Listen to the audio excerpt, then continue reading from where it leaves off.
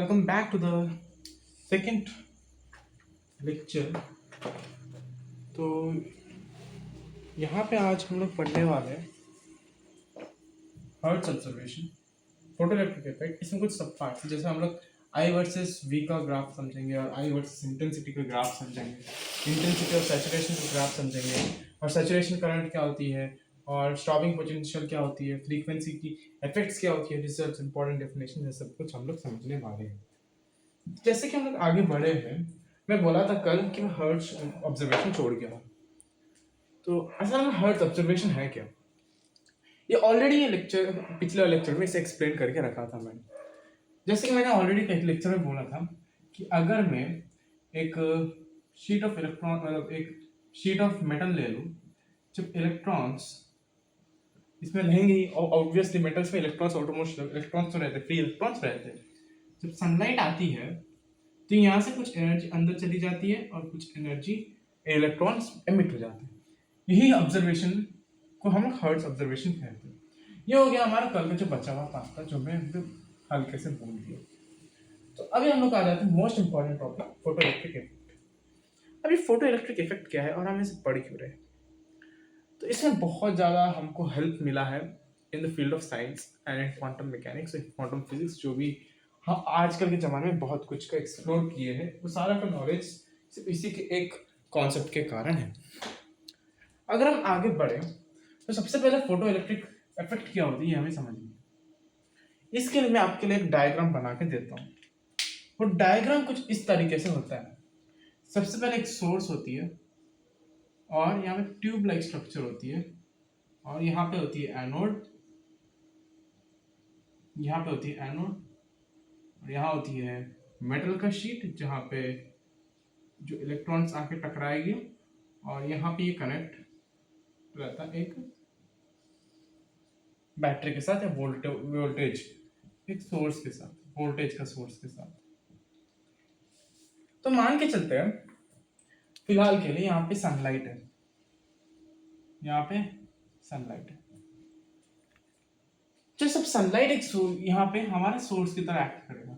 ये हमारा सोर्स अलग सोर्स है, ये वोल्टेज को कंट्रोल करेगा, ये वोल्टेज कंट्रोल करेगा, सिर्फ वोल्टेज को कंट्रोल करेगा। लेकिन ये लाइट को कंट्रोल करेंगे, इसमें लाइट को हम कंट्रोल करेंगे। जैसे कि इसकी फ्रीक्वेंसी हो गई और इसकी वेवलेंथ, इसकी फ्रीक्वेंसी वेवलेंथ या इंटेंसिटी होगी, या इंटेंसिटी होगी, ये हम लोग ये वाला सोर्स हम लोग चेंज करेंगे। जब हम आगे और बढ़ते जाए तो फिलहाल के लिए एक काम करते हैं। हमें पता है मेटल शीट के पास इलेक्ट्रॉन्स रहते हैं आउटर मोस्ट पार्ट में, और हर्ट्ज ऑब्जर्वेशन के हिसाब से कुछ एनर्जी एब्जॉर्ब हो जाती है। और डिटेल में अभी समझेंगे, रुको जरा सब्र करो। तो अभी होती क्या है ना, जब भी सोर्स ऑफ एनर्जी टकराते हुए आते हुए यहाँ पहुँचती है, यहाँ से इलेक्ट्रॉन्स इमिट होती है। क्या मतलब इलेक्ट्रॉन्स क्यों इमिट हुई? सबसे पहले एक लिमिटेड अमाउंट ऑफ फ्रीक्वेंसी हमें देना पड़ेगा ताकि यहाँ से इलेक्ट्रॉन निकले। एक मिनिमम फ्रीक्वेंसी होती है। आपको एक बात बता दूं, फ्रीक्वेंसी जो होती है, जितना ज़्यादा फ्रीक्वेंसी होती है, अगर फ्रीक्वेंसी बढ़ती है तो वेवलेंथ कम होती है, अगर वेवलेंथ कम होती है मतलब फ्रीक्वेंसी बढ़ती है। मतलब ये दोनों एक दूसरे के इन्वर्सली प्रोपोर्शनल है। मैं ऐसे क्यों कहूँ, ये हम लोग समझेंगे टाइम टू टाइम। तो अभी इसमें ये सब हमारे बाद की कहानी, अब हम लोग एक्सपेरिमेंट कर रहे हैं। ये एनोड का मतलब सबसे पहले एक और चीज जानना इंपॉर्टेंट है हमारे लिए।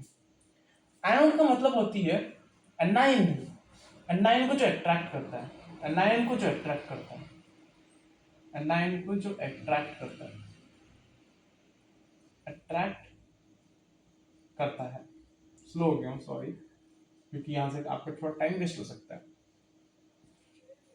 एनोड क्या करता है, यहाँ पे इलेक्ट्रॉन को अपनी तरफ खींचता है।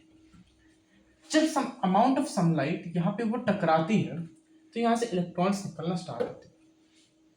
एक बात बताता हूँ, हम एक एक्सपेरिमेंट किए, जैसे जैसे ना इसकी इंटेंसिटी बढ़ाई हम लोगों ने, इंटेंसिटी हम लोगों ने बहुत बढ़ाई, बढ़ाते गए। जब इसकी इंटेंसिटी बढ़ा रहे हैं ना, मान के चलो ये एक इलेक्ट्रॉन मतलब एक मेटल शीट है। अब इंटेंसिटी का मतलब क्या होती है? ये इसे हम कहेंगे कम इंटेंसिटी है।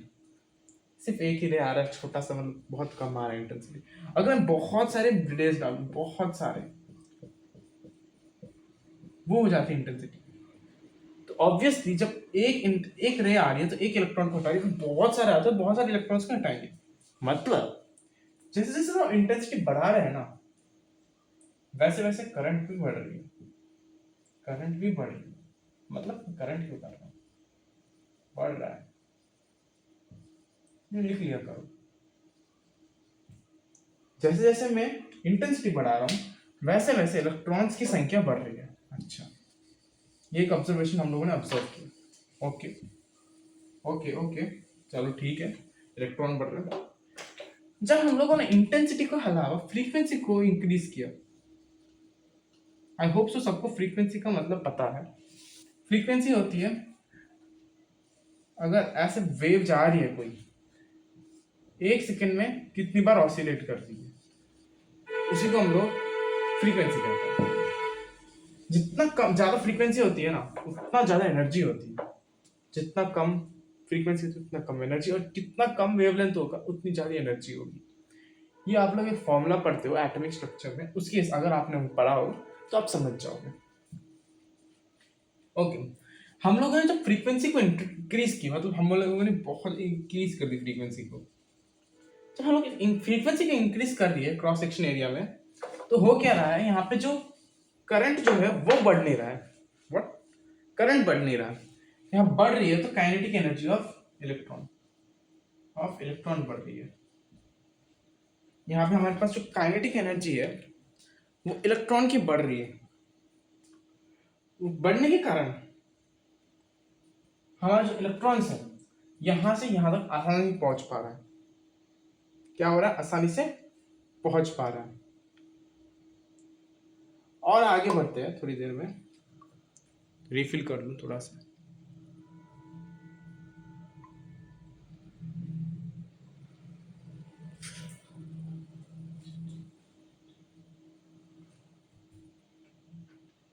गड़बड़ हो गई, मैंने इंक को नीचे गिरा दिया। माय फॉल्ट, ये गड़बड़ कर दी मैंने, इसे क्लीन करना पड़ेगा। तो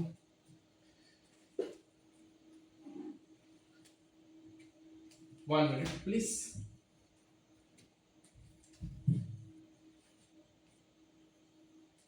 हाँ, अभी हम लोग क्या कर रहे हैं, फ्रीक्वेंसी का काइनेटिक एनर्जी बढ़ रहा है, अब इलेक्ट्रॉन बढ़ रहा है। बहुत अच्छा। अब काइनेटिक एनर्जी ऑफ इलेक्ट्रॉन बढ़ रही है, ये एनोड का काम क्या हुआ? अब देखो, एनोड क्या करता है, यहां से जो भी इलेक्ट्रॉन्स एमिट हुए ये अपनी तरफ खींचता है। जब ये अपनी तरफ खींचेगा तभी यहाँ पे करंट इस डायरेक्शन में फ्लो करना स्टार्ट करेगा। करंट इस डायरेक्शन में फ्लो क्यों कर रहा है? जब इलेक्ट्रॉन्स इस तरफ मूव कर रहे हैं, करंट इस डायरेक्शन में फ्लो कर रहा है। ऐसा क्यों हो रहा है? इसका मेन कारण है, अगर आपने क्लास 10 में इलेक्ट्रिसिटी थोड़ा भी अच्छे से पढ़ा होगा, आपको अच्छे से समझ में आएगा। मतलब जैसे जैसे हम लोग को एक, वो मैं उसमें डिटेल में नहीं जाना चाहता, एक आसान भाषा में इलेक्ट्रोस्टैटिक से जोड़ते हुए बता देता हूँ। मान के चलो ये एक इलेक्ट्रिक फील्ड है। शिट यार, ये एक इलेक्ट्रिक फील्ड है। अगर ये इलेक्ट्रिक फील्ड है, अगर मैं यहाँ पे पॉजिटिव इलेक्ट्रॉन डालूं, पॉजिटिव चार्ज डालूं, तो ये क्या करेगा? इस तरफ मूव करेगा, राइट। अगर वही मैं इलेक्ट्रॉन डालूं तो ये इस तरफ मूव करेगा, लेकिन इलेक्ट्रिक फील्ड तो ऑपोजिट डायरेक्शन में है। इसका मतलब ये हुआ, इलेक्ट्रिक फील्ड करंट को मैं कंपेयर कर रहा हूँ, जैसे इसे हम ऐसे साइन कन्वेंशन की तरह ले रहे हैं, ऐसे हम करंट को मिलेंगे। क्योंकि इलेक्ट्रॉन इस साइड जा रहा है तो ऑब्वियसली करंट इस साइड जाएगा। Very good. तो अभी हमारे पास फोटो इलेक्ट्रिक इफेक्ट का एक्सपेरिमेंट का पता चल गया। अच्छा, ऐसी होती है क्या? अब समझ में आया कि एक्सपेरिमेंट करते वक्त ऐसे सारी घटनाएं घटे थे। एनोड ने क्या किया, यहाँ पे जो भी इलेक्ट्रॉन्स आ रहे हैं उसको बनाना स्टार्ट कर दिया। ठीक है, तो हम उसका रिजल्ट्स, हम उसके सारे के सारे इंफॉर्मेशन को स्टोर करना स्टार्ट किया। फोटो इलेक्ट्रिक इफेक्ट का एक्सपेरिमेंट करने के बाद सबसे पहले हमने देखा आई और वोल्टेज में क्या फर्क पड़ता है। यहाँ पे हम लोगों ने वोल्टेज डाला है, वोल्टेज को हम लोग कंट्रोल कर रहे हैं। वोल्टेज कंट्रोलर मतलब इस एनोड की वैल्यू ऊपर नीचे कर रही है, ऊपर नीचे कर रहे हैं हम इसकी, क्या कर रहे हैं हम लोग, इसका इसके वैल्यू चेंज कर रहे हैं। एनोड को शायद हम लोग कैथोड बना दे, एनोड को और स्ट्रॉन्ग एनोड बना दे, ये हम लोग चेक कर रहे हैं। एनोड के साथ हम खेलवाड़ी कर रहे हैं। अच्छा ठीक है, तो अभी हम लोगों ने किया क्या, सबसे पहले इसे कैथोड बनाया। एक काम करते, कैथोड नहीं बनाते, एक काम करते एनोड ही रहने देते हैं, लेकिन इसमें एनोड नहीं रखते, कैथोड नहीं रखते, कुछ नहीं रखते, एकदम एक शीट रख लेते हैं। हम लोगों ने ये देखा कि जब सनलाइट आ रही है, इलेक्ट्रॉन आ रही है, तब भी इलेक्ट्रॉन्स इजेक्ट हो रहे हैं, तब भी इलेक्ट्रॉन्स इजेक्ट हो रहे हैं, और some sort of energy, some sort of electrons आके पूरा करंट फ्लो कर रही है। हो सकता है हम यहाँ पे एक बल्ब लगा दिए, और यार यहाँ पे एक वोल्ट मीटर लगा दियो, या यहाँ पे हमने करंट के लिए कुछ डाल दिया, वोल्ट मीटर पैरेलली कनेक्ट होती है। हम ये सब कुछ चेक कर रहे हैं। अच्छा ठीक है, ये भी सही है। तो हम लोगों ने बनाया क्या, एक ग्राफ बना लेते हैं अपने अपने खुद के अंडरस्टैंडिंग के लिए। ये होगा हमारा वोल्टेज, ये होगा हमारा करंट। हमें पता है current is equal to V D into N into A, ये भी पता है, ये भी हम रिलेट करेंगे। तो यहाँ पे सनलाइट आई, some sort of frequency energy आई, इलेक्ट्रॉन्स को एमिट किया, इलेक्ट्रॉन्स यहाँ से चलते गए। आपका एनिमेशन शायद अभी समझ देखेंगे तो समझ में आएगा, लेकिन इमेजिनेशन करने की कोशिश करो, बिकॉज इमेजिनेशन पावर ही सब कुछ होती है। इलेक्ट्रॉन्स गए, यहाँ पे एनोड नहीं है, कैथोड नहीं है, नॉर्मल है, तो यहाँ पे some sort of energy, current हमको दिख रहा है, मतलब हमें कुछ करंट यहाँ पे दिख रहा है, यहाँ पे कुछ करंट हमें दिख रहा है। अच्छा ठीक है, दिख रहा है तो अच्छी बात है, अगर दिख रहा है अच्छी बात है। जैसे जैसे हम इसे एनोड को स्ट्रॉन्ग करते गए ना, एनोड को स्ट्रॉन्ग करते जा रहे हैं, स्ट्रॉन्ग एनोड, स्ट्रॉन्ग करते करने वाला इसका एनोड की वैल्यू को बढ़ा रहे हैं। जब हम वोल्टेज बढ़ा रहे हैं, यहाँ पे हम लोग वोल्टेज बढ़ाते जा रहे हैं, बढ़ाते जा रहे हैं, बढ़ाते जा रहे हैं। जब इसमें वोल्टेज बढ़ाते जा रहे हैं तो करंट भी बढ़ रही है, करंट भी बढ़ रही है, लेकिन एक शॉर्ट ऑफ टाइम के बाद करंट कांस्टेंट हो गई। करंट सैचुरेशन, इस करंट को हम लोग कहते हैं सैचुरेशन करंट। इस करंट को हम क्या कहेंगे, सैचुरेशन करंट। मतलब सैचुरेशन करंट का हम फील लेने की कोशिश करते हैं। इसका मतलब ये हुआ कि हमारा जो करंट है वो सम सॉर्ट ऑफ, मतलब यहाँ पे फॉर एन एग्जांपल इलेक्ट्रॉन्स है, इलेक्ट्रॉन्स इजेक्ट हो रहे हैं, इजेक्ट होने के बाद मोस्ट ऑफ द एनर्जी चली गई है, मतलब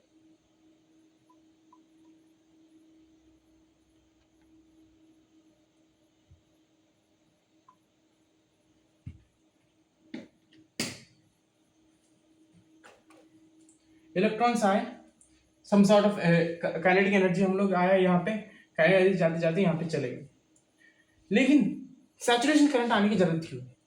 देखो ये एनोड क्या करता है ना, इलेक्ट्रॉन्स को अपनी तरफ खींचता है, या अपनी तरफ खींचने के कारण इलेक्ट्रॉन्स इस तरफ मूव करते हैं, तब करंट इस साइड आती है।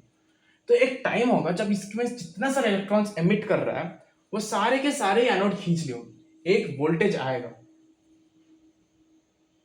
वो एक वोल्टेज आएगा, उसे हम बोलेंगे स्टॉपिंग पोटेंशियल, नहीं स्टॉपिंग पोटेंशियल बताएंगे, उसे हम कहेंगे सैचुरेशन करंट। एक सॉर्ट ऑफ अमाउंट टाइम के बाद जब हम वोल्टेज बढ़ाएंगे तो इसके पास जितने इलेक्ट्रॉन्स निकल रहे हैं वो सारे इलेक्ट्रॉन्स ही करंट में फ्लो होना स्टार्ट कर देते हैं, उस पर्टिकुलर करंट को हम बोलते हैं सैचुरेशन करंट। ठीक है भाई, अब हम लोग ने एक और एक्सपेरिमेंट किया, चलो एक काम करते हैं, हम लोग करंट की वैल्यू मतलब वोल्टेज की वैल्यू और कमाते हैं, लेट्स डिक्रीज द वोल्टेज, अब इसे एनोड की जगह कैथोड बनाते हैं। अब इंटरेस्टिंग बात ये हुई, जब इवन हम इसे कैथोड बनाए तब भी कुछ some sort of current flow कर रहा था, some sort of current flow कर रहा था,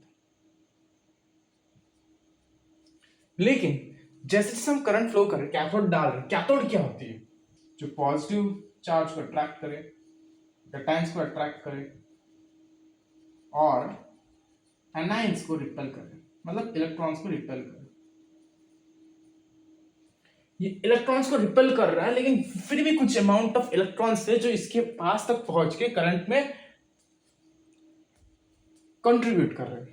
लेकिन एक पॉइंट आएगा, एक पोटेंशियल आएगा, एक वोल्टेज आएगा जहां पे ये एक भी इलेक्ट्रॉन, हाईएस्ट पॉसिबल इलेक्ट्रॉन जो काइनेटिक एनर्जी सबसे ज्यादा हो, वो भी यहां तक नहीं पहुंच पाएगा। वो मिनिमम वैल्यू को हम बोलते हैं स्टॉपिंग पोटेंशियल। इसी को हम बोलते हैं स्टॉपिंग पोटेंशियल। मतलब धीरे धीरे समझो, जैसे जैसे इलेक्ट्रॉन्स आए, यहाँ पे कुछ इलेक्ट्रॉन्स एमिट हुए, बहुत सारे इलेक्ट्रॉन्स एमिट हो गए, इतने सारे इलेक्ट्रॉन्स एमिट हो गए। जब हम लोगों ने एनोड में कुछ नहीं डाला, एनोड नहीं डाला, बस एक शीट डाल दी, तो इसमें से हाईएस्ट जो काइनेटिक एनर्जी, कुछ काइनेटिक एनर्जी जिनके ज्यादा है, तो यहाँ से आके यहाँ तक पहुंच गए, आगे घूमते घूमते पहुंच गए। लेकिन इसमें से कुछ थे जो बहुत ज्यादा कमजोर थे, जो बहुत सारा काम नहीं कर रहे थे, जो बहुत ज्यादा डल थे, तो वो यहीं पर रह गए। लेकिन जब हम इसमें अट्रैक्शन कर दी, मतलब एनोड डाल दी, तो ये अट्रैक्ट करना स्टार्ट कर दिया। ये क्या करना स्टार्ट कर दिया? अट्रैक्ट करना स्टार्ट कर दिया। तो यहां से जितने सारे इलेक्ट्रॉन्स जो बहुत सारा वीक, जिनके पास काइनेटिक एनर्जी कम थी, वो भी जाना शुरू कर दी। लेकिन एक ऐसा पॉइंट होगा जहां पे जितने इलेक्ट्रॉन्स हम लोग इस शीट से निकल रहे हैं, वो सारे के सारे इलेक्ट्रॉन्स यहां से निकलते निकलते एनोड से होते हुए करंट पे कंट्रीब्यूशन करना स्टार्ट कर देंगे। उस पर्टिकुलर करंट को बोलेंगे हम लोग सैचुरेशन करंट। और साथ ही में ये होगी एनोड की कहानी। जब इसका पोटेंशियल को हम जब नेगेटिव में लेना स्टार्ट कर देंगे, मतलब इसको कैथोड की तरफ बिहेव करना स्टार्ट करेंगे, तो होता क्या है कि यहाँ पे जो इलेक्ट्रॉन्स होते हैं वो यहाँ तक आने की बंद कर देते हैं। यहाँ पे वो रिपेल करना स्टार्ट कर देते हैं, वो जाना नहीं चाहते वहां पे। लेकिन कुछ भी हाईएस्ट काइनेटिक एनर्जी वाले कुछ चले जाते हैं, कुछ मोस्ट प्रोबेबली चले जाते हैं। और जैसे जैसे हम लोग बहुत ताकतवर इंसान, बहुत ताकत डाल रहे हैं, तो यहाँ पे जो हाईएस्ट काइनेटिक एनर्जी वाला इलेक्ट्रॉन भी होगा ना, वो भी यहाँ तक आके रुक जाएगा, यहाँ तक आके रुक जाएगा, फिर वापस चला जाएगा। उस पर्टिकुलर वोल्टेज को हम कहेंगे स्टॉपिंग पोटेंशियल। मतलब आई वर्सेस वी का ग्राफ हमारा डन हो गया, और ऑब्जर्वेशन हमारा डन हो गया। अब आ जाता है आई वर्सेस इंटेंसिटी का ग्राफ। तो यहाँ पे क्या क्या बात है हमें याद रखनी पड़ेगी। सबसे पहले हमें ये याद रखनी पड़ेगी, जब हमारे पास पोटेंशियल जीरो होगी ना, तब भी सम सॉर्ट ऑफ करंट हमारा फ्लो करेगा। ये सबसे पहला पॉइंट हमें याद रखनी है। जब हम पोटेंशियल को धीरे धीरे करके इंक्रीज करेंगे ना, तब करंट का जो वैल्यू है वो भी इंक्रीज करना स्टार्ट करेगा, करंट भी स्टार्ट करना लगेगा, क्योंकि नंबर ऑफ इलेक्ट्रॉन्स जो अट्रैक्ट हो रहे हैं वो भी बढ़ रहे हैं, क्योंकि नंबर ऑफ इलेक्ट्रॉन्स भी बढ़ रहे हैं, अट्रैक्ट हो रहे हैं एनोड के ऊपर।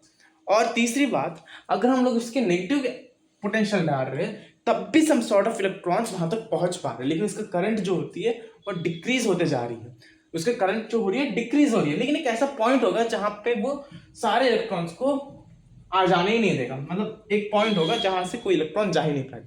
उस पर्टिकुलर पॉइंट को बोलेंगे हम लोग स्टॉपिंग पोटेंशियल। और एट द लास्ट पॉइंट मैं ये कहूंगा, हमारा जो काइनेटिक एनर्जी जिसका पास सबसे ज्यादा होगी, वो सबसे ज्यादा इलेक्ट्रॉन को बस यहां तक आने में, यहां तक आके चला जाएगा ना, उतना जरूरी पोटेंशियल को हम बोलते हैं स्टॉपिंग पोटेंशियल। बस इतना आ गया तो आपका ये वाला एक्सपेरिमेंट क्लियर हो गया। ओके, हमें पता चल गया आई और वी को हम चेंज करते गए, ऐसा से कहानी हो रही है। हम लोग चेंज क्या किया, हम लोग इस वाले सोर्स को चेंज किया। अब उल्टा करते हैं, अब हम क्या करेंगे, इस वाली चीज को चेंज करते हैं। हम लोगों ने क्या किया कि यहाँ पे इंटेंसिटी बढ़ा दी। हम लोगों ने क्या किया, यहाँ पे इंटेंसिटी बढ़ा दी। जब हमने इसमें इंटेंसिटी बढ़ाई, तो शॉकिंग चीज ये निकली कि जैसे जैसे हम लोग इंटेंसिटी बढ़ा रहे हैं, वैसे वैसे करंट भी बढ़ रहा है।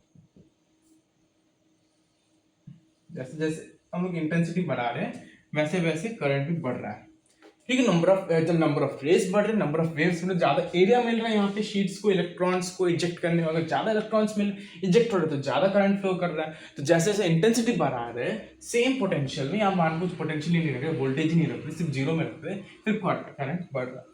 मतलब आई वर्सेस इंटेंसिटी का ग्राफ भी हो चुका है। तो लास्ट आती है इंटेंसिटी ऑन सैचुरेशन। इंटेंसिटी को बढ़ाने से सैचुरेशन से कोई मतलब है? अभी फिर से हम लोग एक काम करते हैं, जब हम लोग इंटेंसिटी बढ़ाते हैं ना, तो नंबर ऑफ इलेक्ट्रॉन्स जो होते हैं वो तो इजेक्ट हो ही जाते हैं। नंबर ऑफ इलेक्ट्रॉन्स जो होते हैं वो इंटेंसिटी बढ़ाने पे ज्यादा इलेक्ट्रॉन्स इजेक्ट होंगे, कम होगा। मतलब अगर इंटेंसिटी, अरे यार ये फिर से इंक खत्म हो रही है बार बार, इसका इंक एक तो ये तंग कर रहा है मुझे, बार बार चेंज करनी पड़ रही है मुझे।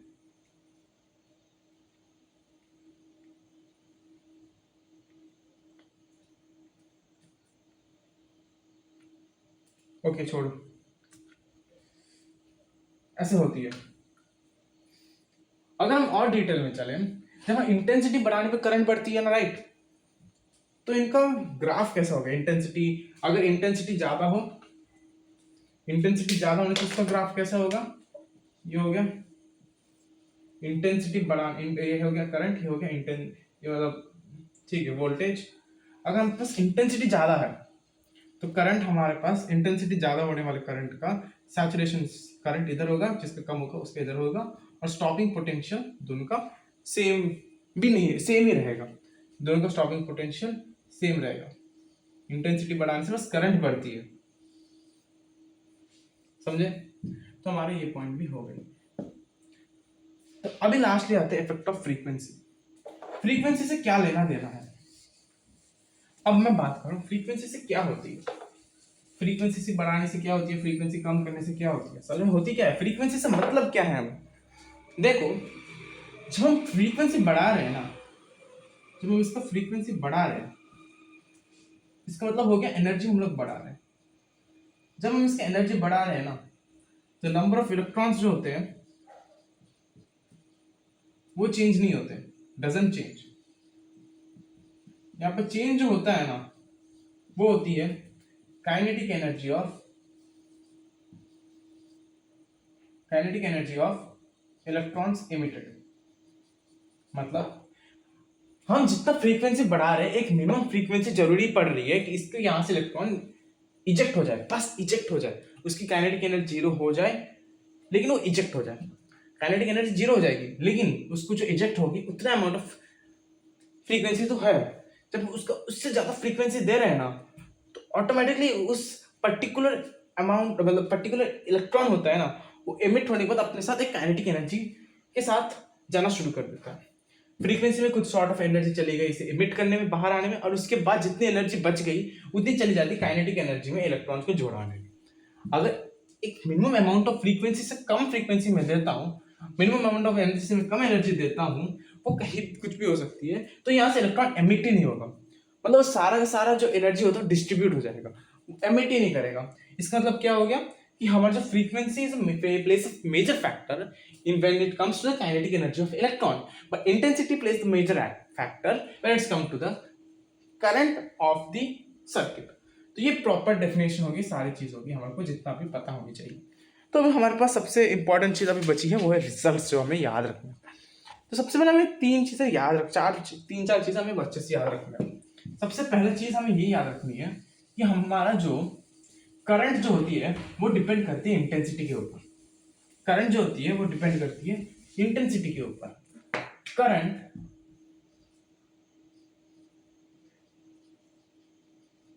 Depends on intensity, on intensity.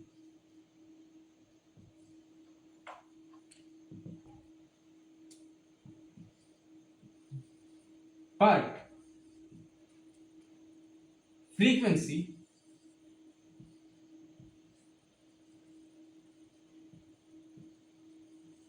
Depends upon, मतलब हमारा जो काइनेटिक एनर्जी ऑफ इलेक्ट्रॉन्स है वो डिपेंड करती है फ्रीक्वेंसी के ऊपर। Kinetic energy of electron depends on,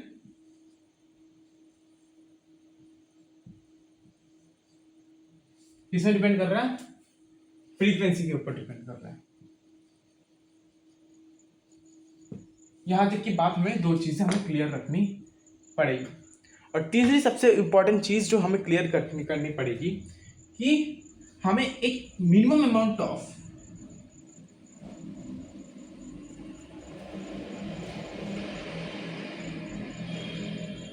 frequency is required, लिखते जाओ तो सब लोग, फ्रीक्वेंसी इज रिक्वायर्ड